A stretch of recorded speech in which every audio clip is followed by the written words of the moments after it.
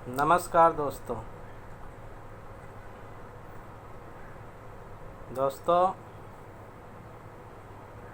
हम बिरगू भुलक्कर सब भोजपुरिया भाई लोग के बार बार नमस्कार करतानी। भाई लोग, कुछ दिन से भोजपुरी गीत संगीत के दुनिया में उथल पुथल मचल बा। फुहर गाना के लेके जायज़ बा। फुहर गाना के हटावे के मुहिम जायज़ बा। जब बात बेटी बहन तक आ गई, तेज से ज़्यादा भोजपुरी का गिर सकेला।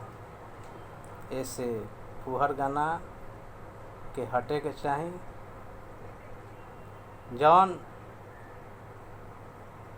पहले के गायक भिखारी ठाकुर, महेंद्र मिश्र, ये सब आज के गायक लोग के जौन अपना सिर के ताज दे गए लो कि भोजपुरी के बरकरार रखी लो, ये कहाँ लेके आ गए लो। लेकिन हम काहे कहतनी, हमारा बात के केकरा पर असर पड़े। बाकी का कहीं, केकरा से कहीं, हमार के सुनता। हमरा बात के पीछे करके आपन आपन ढूंढता। हम तो बानी कुआं के मेढक, हमार का औकात बा। छोरा होने आगे बढ़, चाहे कितनो बढ़िया बात बा। लेकिन हम भोजपुरी से जुड़ल बानी, ऐसे हमार फर्ज बनता कि हम अपन राय रखी। चाहे केहू ए पर गौर करे चाहे ना करे। ऐसे कुछ हमरा कलम से लिखा गई जौन हम कह रहल बानी कि जैसन संस्कार देहल अपना समाज के, आ घोर के पी गईल लोग शर्म और लाज के। खुद के कहे लका लकार ये बबुआ, भोजपुरी भइल शर्मसार ये बबुआ, भोजपुरी भइल शर्मसार। जैसन संस्कार देहल अपना समाज के, घोर के पी गईल लोगिन शर्म और लाज के।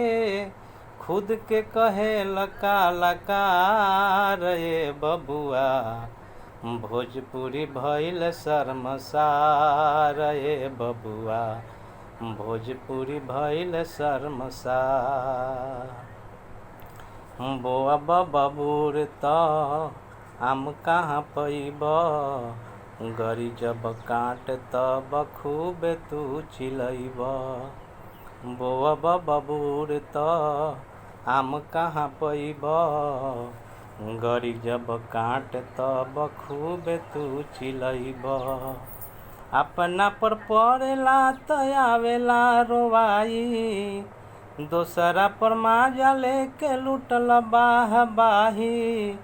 अभियो से बदल विचार ये बबुआ, भोजपुरी भइल शर्मसार ये बबुआ, भोजपुरी भइल शर्मसार। आज के नायका पीढ़ी के जौन गायक बाड़ा, उनकरा दिमाग में ही बैठ गईल बा कि ई सुपर हिट भइलन फुहर गाना गा के, तो हमहू फुहरे गाना गा के आगे बढ़ सकिले, पहचान बना सकिले। लेकिन ई गलत बा कि फुहरे का गाना गा के बनी पहचान हो। अगला पीढ़ी के से मिली है का ज्ञान हो। फुहरे का गाना गा के बनी पहचान हो। अगला पीढ़ी के से मिली है का ज्ञान हो। दोसरा के बेटी माई अपन बेटी माई, जैसे कहेल बबुआ सबका के भाई। भिरगु कहेले बार बार ये बबुआ, बदल नयापन विचार ये बबुआ, भोजपुरी भइल शर्मसार।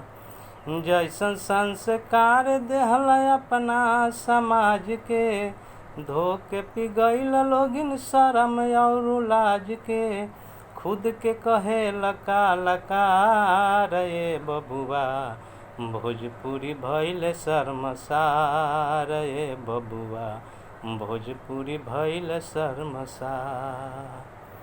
अगर ये अच्छा बात होखे तो एकरा के शेयर करें, वो कलाकार लोग तक पहुँचाएं कि कम से कम कुछ शर्म कर लो और सही गाना गाओ लो, अच्छा गाना गाओ लो, जौना से कि भोजपुरी के नाम आगे बढ़े।